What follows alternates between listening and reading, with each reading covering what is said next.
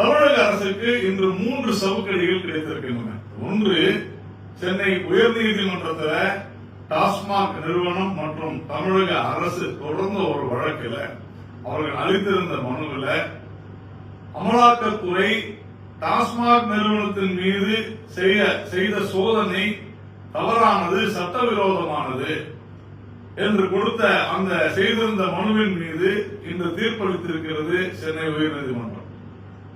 அமலாக்கத்துறையினுடைய சோதனையில் எந்த சட்டவிரோதமும் இல்லை. அமலாக்கத்துறை சோதனைக்கு உறுதியாக தமிழக அரசும் டாஸ்மாக் நிறுவனமும் ஒத்துழைக்க வேண்டும். பெண்களை அவர்கள் ஹாரஸ் செய்தார்கள், அதாவது அதிக நேரம் வைத்திருந்தார்கள், அதனால இது தவறானது என்றெல்லாம் சொல்லியும் கூட அதெல்லாம் அந்த காலத்து விஷயம் பேசாதீங்க அப்படின்னு தெளிவா சொல்லி முழுமையான விசாரணைக்கு ஒத்துழைக்க வேண்டும். இதிலே ஊழல் நடைபெற்றிருக்கிறது ஏன் என்று நீங்கள் ஒப்புக்கொள்ளுங்கள், இல்லை என்றால் ஒத்துழைங்கள் அப்படின்னு ரொம்ப தெளிவா சொல்லியிருக்கிறாங்க. முதல் சம்மட்டை அடி இன்று காலையில். இரண்டாவது, அமைச்சர் பொன்முடி அவர்கள் மீது காவல்துறை வழக்கு பதியாதது ஏன்? அமைச்சர் பொன்முடி இந்து சமயங்களை கேவலப்படுத்தி இழிவுபடுத்தி பேசியிருக்கிறார்.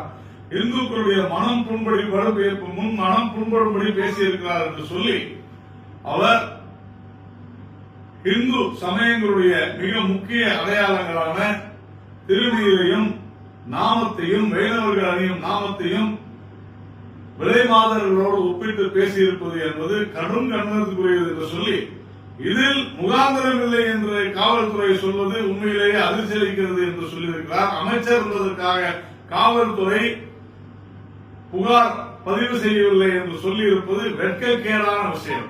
இதைவிட இந்த அரசாங்கத்திற்கு ஏதாவது வெட்கம், மானம், சூடு, சுரணை இருக்குமா என்று தெரியவில்லை. உடனடியாக அமைச்சர் பொன்முடி அவர்கள் பதவி விலக வேண்டும், அல்லது முதலமைச்சர் திரு ஸ்டாலின் அவர்கள் அமைச்சர் பொன்முடியை அந்த அமைச்சர் நீக்க வேண்டும். இது உண்மையிலேயே திராவிட மாடல் என்பது இதுதானா? வெட்கக்கேடானதுதான் திராவிட மாடலா?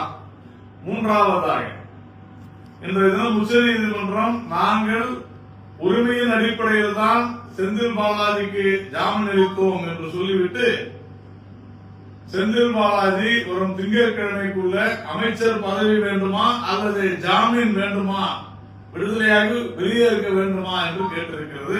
திங்கட்கிழமைக்குள் முடிவு செய்ய வேண்டும் சொல்லியிருக்கிறது. சிறிதள வேணும். நீதிமன்றங்களின் மீது நம்பிக்கை இருக்குமானால் முதலமைச்சர் ஸ்டாலின் அவர்கள் பொன்முடியை பதவியை விட்டு தூக்க வேண்டும், செந்தில் பாலாஜியை அமைச்சரவை விட்டு நீக்க வேண்டும்.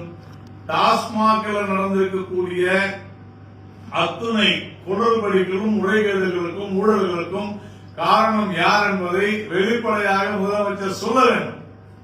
இல்லை என்று சொன்னால் இந்த அரசாங்கத்திற்கு, திராவிட மாடலுக்கு வெட்கம் இல்லை, மானம் இல்லை, சூடு இல்லை, சுரணை இல்லை என்றுதான் பொருள்.